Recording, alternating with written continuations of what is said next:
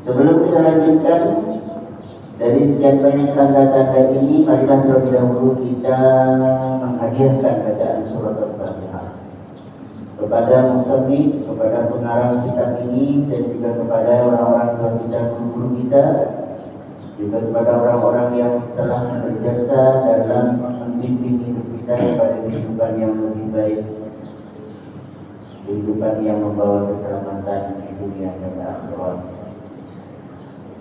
ولنيتنا على هذه النية وعلى سنة صالحة أمر النبي الفاتحة. بسم الله الرحمن الرحيم. الحمد لله رب العالمين الرحمن الرحيم مالك يوم الدين إياك نعبد وإياك نستعين اهدنا الصراط المستقيم صراط الذين أنعمت عليهم غير المغضوب عليهم ولا الضالين. Bismillahirrahmanirrahim. Qala al-musannif rahimahullah wa nafa'ana bi 'ulumihi. Min 'alamati ulama'il akhirati al-ma'rufu bit-tawadhu'i wal ma'rufu bil haya'i wal ma'rufu bis-sumti. Mudah-mudahan dapat kita bahas ini. Di antara tanda-tanda ulama al-akhirah pula ialah mereka dikenal memiliki sifat tawadhu'i, sifat tawadhu. Apa itu tawadhu? Kita mengenalnya rendah hati. Bahasa lainnya rendah diri. Tapi dulu dikritik orang itu istilah rendah diri. Namun pada dahulunya rendah diri itu memang sudah menjadi bahasa yang diindonesiakan dari kata tawadhu. Jadi mau rendah diri kan, mau rendah hati kan. Mungkin sekarang ini lebih kepada rendah hati. Yang jelas tawadhu ini ialah lawan daripada takabbur. Tawadhu, takabbur. Nah, takabbur tinggi hati. Kalau ada rendah hati berarti tinggi hati. Kalau di Indonesia kan takabbur selalu disebut dengan bahasa sombong.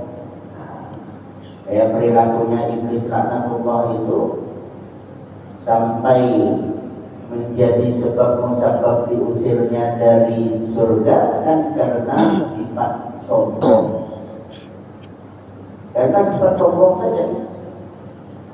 Karena kalau dilihat dari bacaan-bacaan sejarah, ketaatan iblis itu jauh lebih mendahului daripada ketaatan malaikat.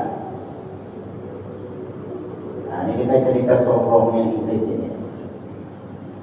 Jadi makhluk bernama iblis, makhluk bernama malaikat, makhluk bernama manusia, ada lagi makhluk bernama binatang.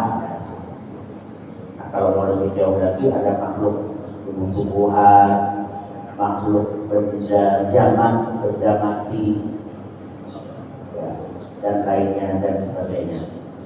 Nah, yang tiga ini itu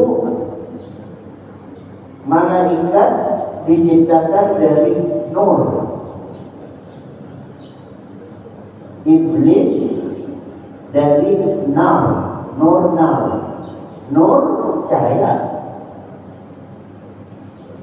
Bila harakatnya diganti dari non waw ra cahaya, non alif ra dipatahkan nar.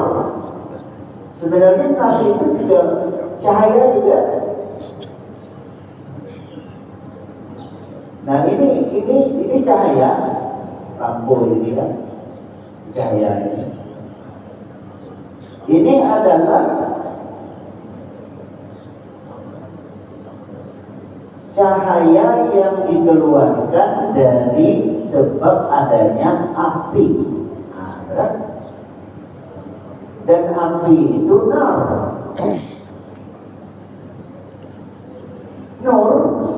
Nur itu muncul setelah adanya nar. Ini dari segi dari segi bahasa, dari segi realita, nur itu karena ada nar. Matahari itu dalam bahasa Arab cahayanya disebut dawu. Dawu itu artinya sumber cahaya. Sumber yang melahirkan cahaya itu namanya dawu syamsi. Cahaya matahari bahasa kita. Nah, cahaya matahari itu adalah api. Jadi planet matahari, tapi dia terdiri dari gumpalan-gumpalan api matahari.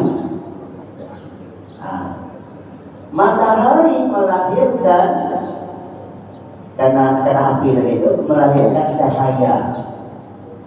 Cahaya yang dilahirkan oleh matahari disebut dengan dawu syamsi. Cahaya matahari memantulkan ke bulan.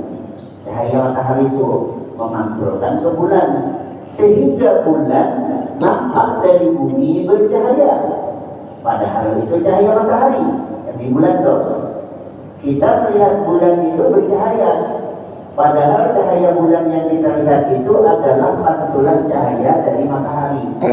Jadi cahaya yang timbul dari matahari ke bulan maka disebut nur. Makanya disebut nurul qamar. Nurul qamar, cahaya bulan purnama. Nah, itu bahasanya. Nah, dawu syamsi, sumber cahaya itu yaitu dari matahari, itu adalah api. Cahaya api yang memancar lalu memantulkan ke bulan, dilihat oleh penduduk bumi, maka bulan bercahaya, maka cahaya bulan ini nur, disebut dengan nurul qamar. Nah, berarti artinya apa? Sebenarnya bulan itu tidak bercahaya. Kenapa? Seperti menyala oleh kita dilihat, karena adalah cahaya yang dimantulkan oleh matahari. Sebenarnya yang bercahaya itu adalah matahari. Nah, cahaya matahari memantul ke bulan, sehingga bulan ini bercahaya dilihat oleh penduduk bumi. Nah, makanya matahari namanya dawu syamsi, bulan namanya nurul qamar. Berarti sebenarnya yang bercahaya itu yang mana? Matahari. Dan matahari itu adalah api. Nah, gitu. Nah, jadi nur-nurnya malaikat dan iblis ini adalah diciptakan dari nur. Coba, kalau ibaratnya berdahuluan ya bahasa kita, antara malaikat dengan iblis, itu duluan iblis. Bahkan ketaatannya kepada Tuhan pun juga iblis lebih duluan memaaf daripada malaikat. Keberadaan iblis itu maksudnya. Nah, jadi kalau dari segi bahasa saja tadi diciptakan dari nam. Jadi iblis ini sebenarnya sebutan dari bangsa yang bernama jin. Cuman bangsa jin ini ya ada pembagiannya kepada bangsa jin yang durhaka, bangsa jin yang menyombongkan diri, bahkan melawan daripada kehendak-kehendak Allah, maka bangsa jin ini disebut sebagai iblis. Perilaku iblis ini, bangsa jin yang durhaka kepada Allah, bangsa jin yang durhaka kepada Allah, perilakunya itu disebut dengan syaitan. Perilaku syaitan ini bukan hanya berlaku kepada bangsa jin, tapi juga berlaku kepada bangsa manusia. Nah, itu jadinya. Jadi syaitan itu sebenarnya gelar dari perilaku bangsa jin dan perilaku bangsa manusia.